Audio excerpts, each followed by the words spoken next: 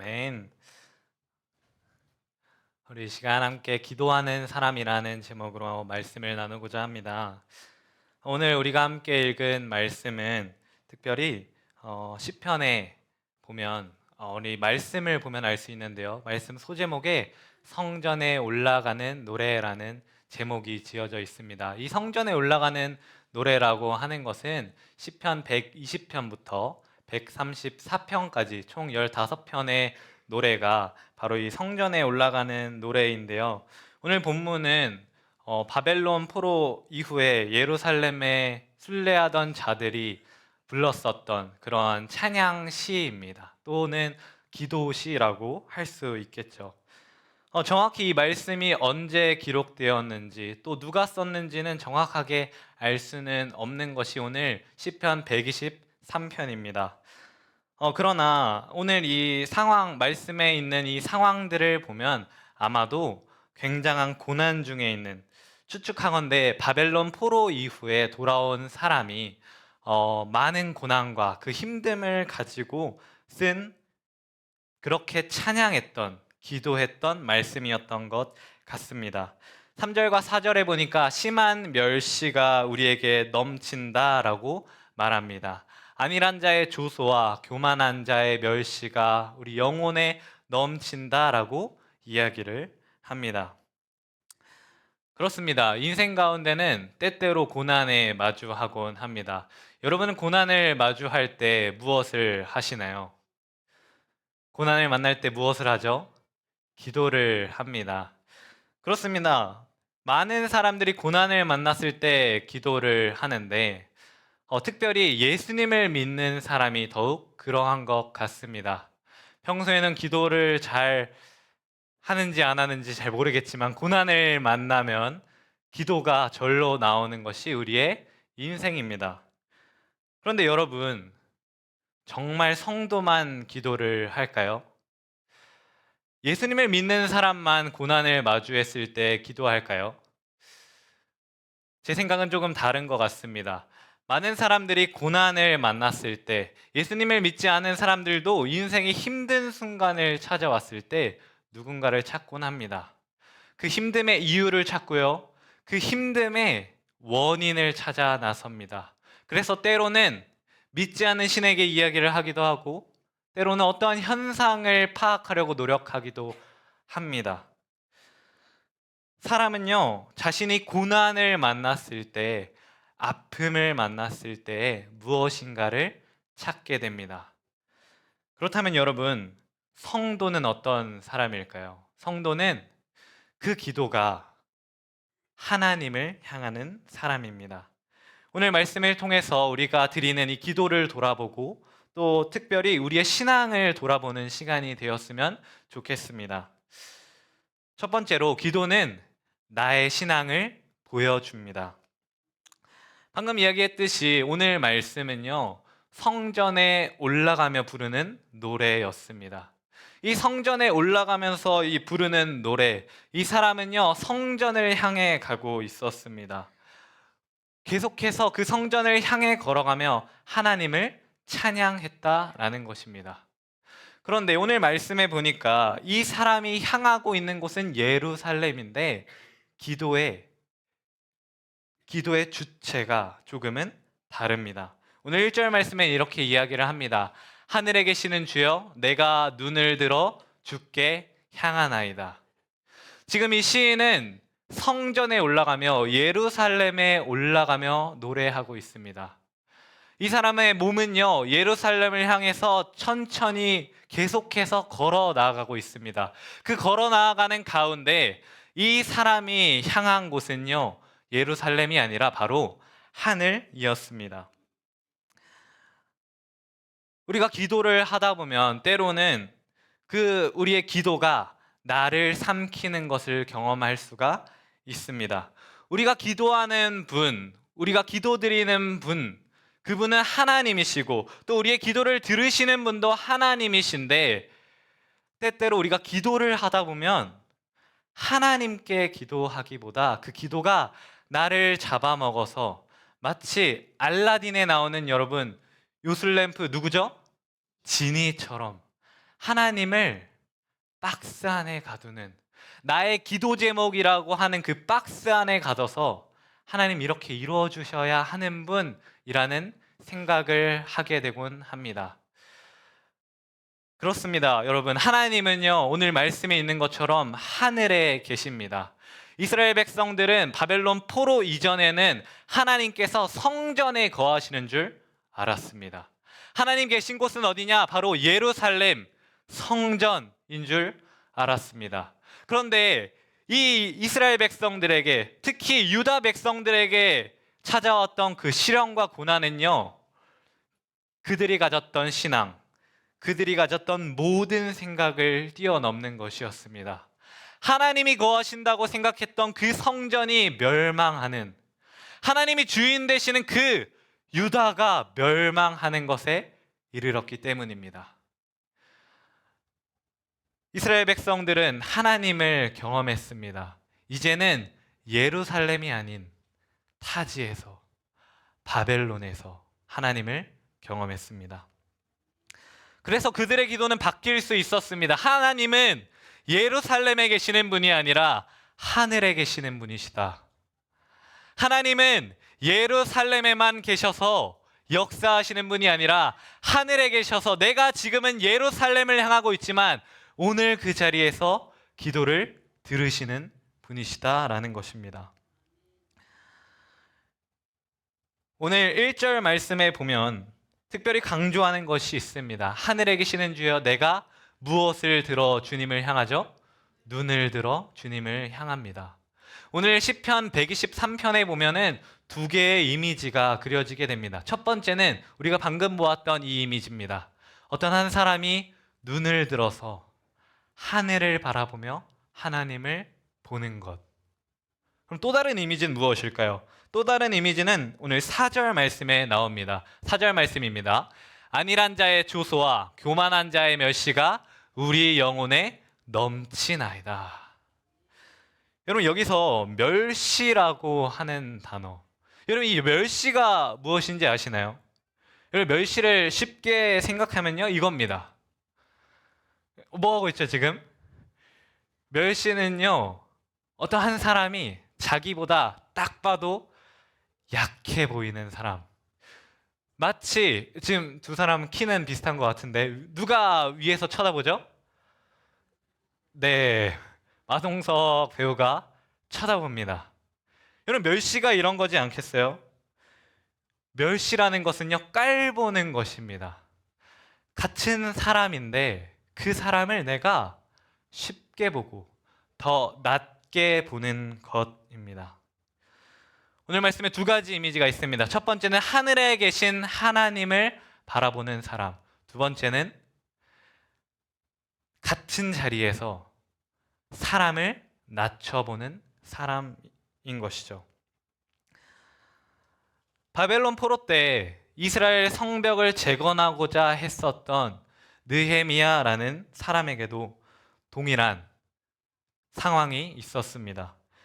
느헤미야 4장 3절에 보면 누가 나오냐? 도비야라는, 암몬 사람 도비야라는 사람이 나옵니다. 이 사람이요, 이스라엘이 성벽을 재건하는 것이 너무 싫어서 뭐라고 조롱하냐면, 도비야는 곁에 있다가 이르되 그들이 건축하는 돌 성벽은 누가 올라가도 무너져요?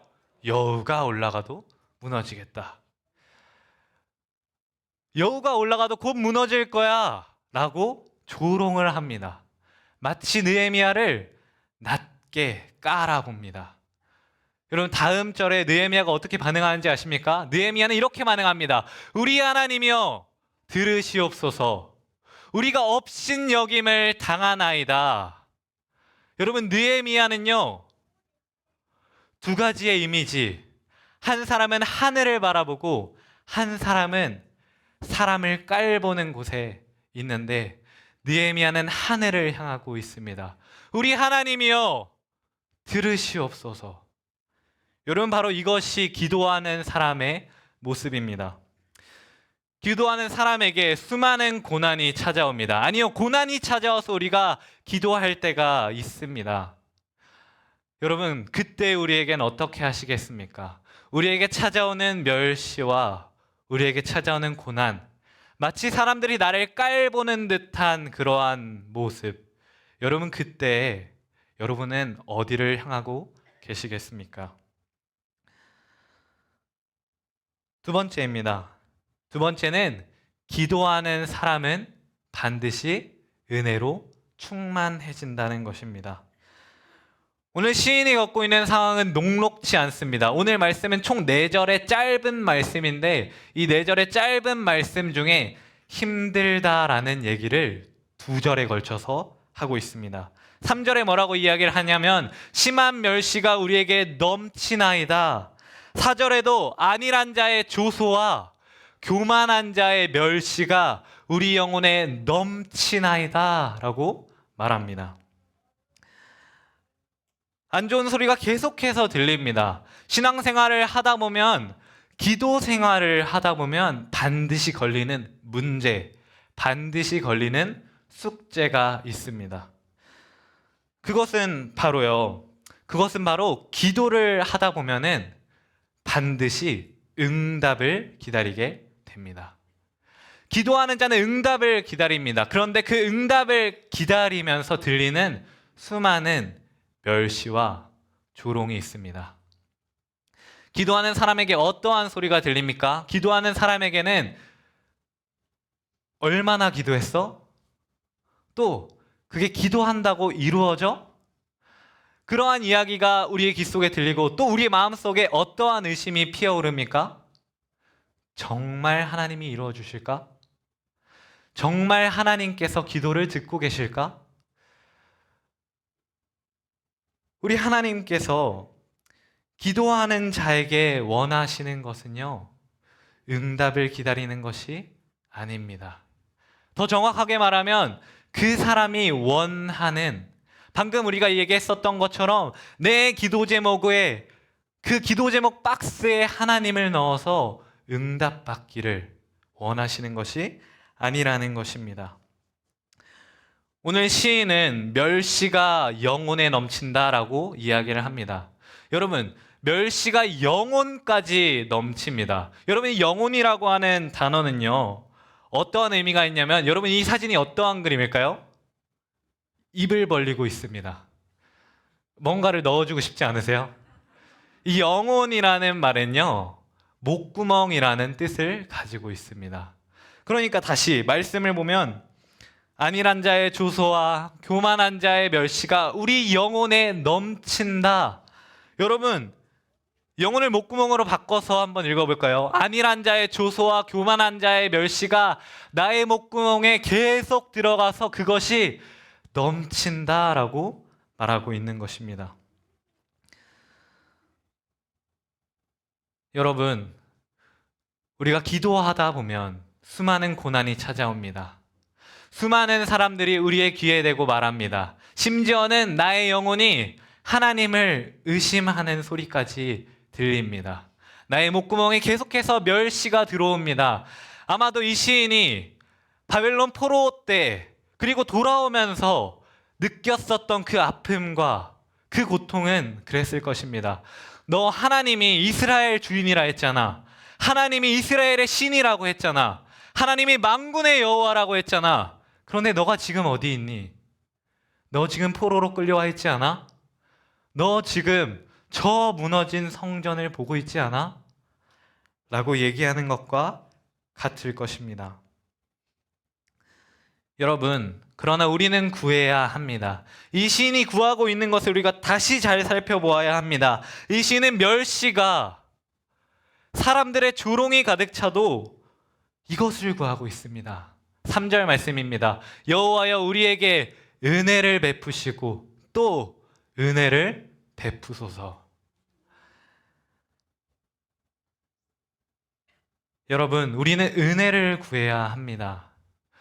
우리는요, 우리의 처해 있는 상황, 나에게 지금 있는 그 일들, 그것을 위해 간절히 기도해야 하는 것도 당연히 맞지만 동시에 우리는 하나님의 은혜를 구해야 합니다. 왜냐하면 그분은 우리의 필요를 가장 잘 아시는 분이기 때문입니다. 오늘 시인은 2절 말씀에 자신이 처한 상황, 내가 바라보는 하나님을 이렇게 표현합니다. 2절 말씀입니다. 우리 함께 읽어볼까요? 시작. 상전의 손을 바라보는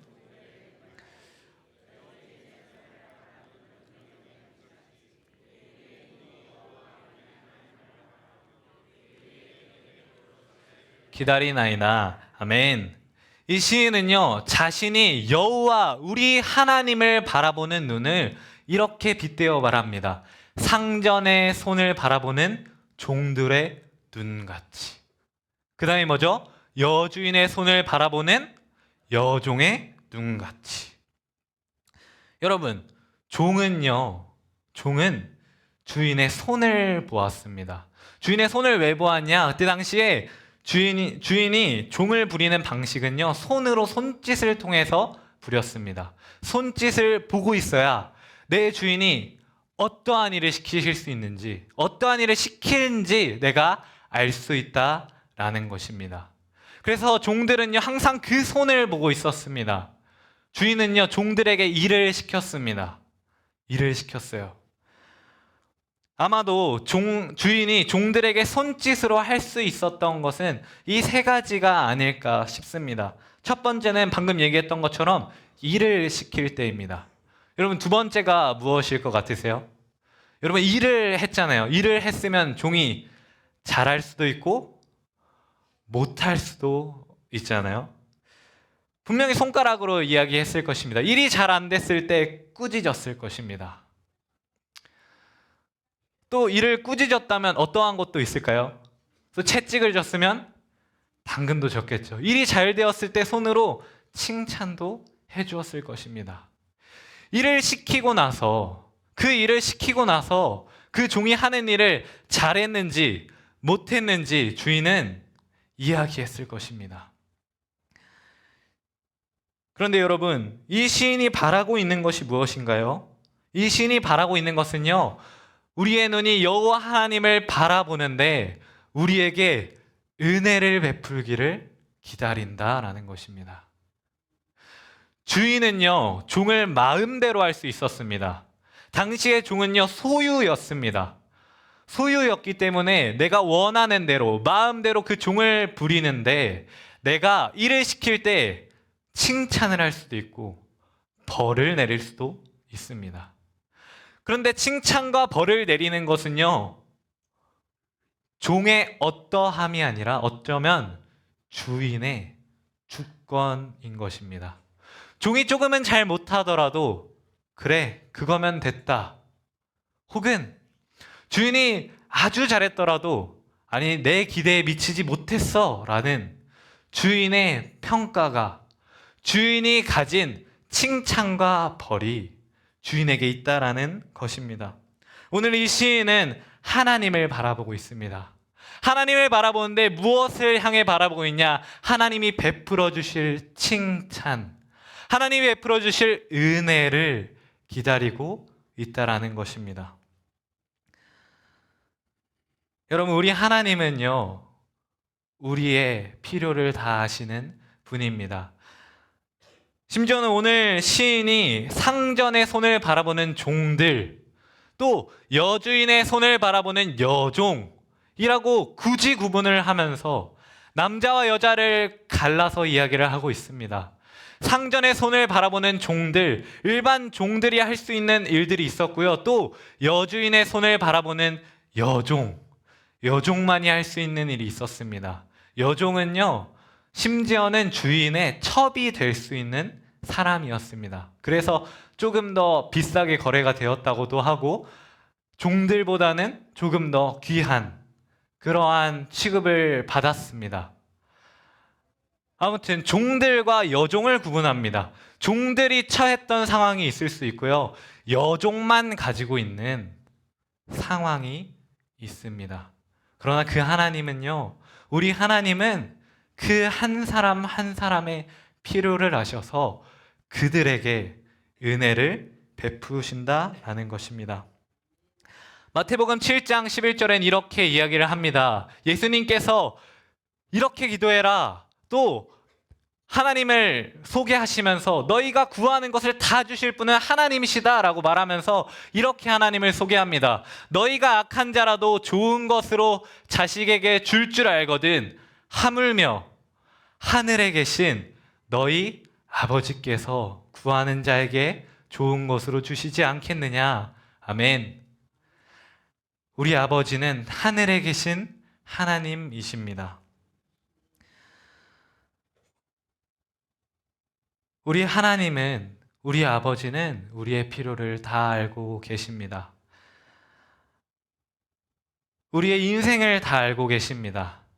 특별히 무릎 섬김이 기도 제목으로 올라오는 것을 하나하나 보면서 저도 매일같이 기도 제목을 보면서 기도하고 또 특별히 우리 권사님들이 무릎 섬김이들이 함께 그 기도 제목을 보면서 기도하는 것, 특별히 우리 교회를, 우리 세강교회를 무릎으로 지탱하고 있는 것, 여러분 그 기도는요, 우리의 기도는 하늘을 향하는 줄 믿습니다. 우리가 드리는 그 기도는 올라오는 그 기도 제목만에 한정되어서 그 기도만 이루실 수 있는 하나님이 아니라 우리의 기도는 하늘을 향해서 저 광대한 하늘에 모든 것을 내려다보는 그 하늘에 계신 하나님께서 우리의 필요를 아시고 우리의 부족함을 아셔서 각자의 필요를 채우시는 우리 아버지가 되시는 줄 믿습니다.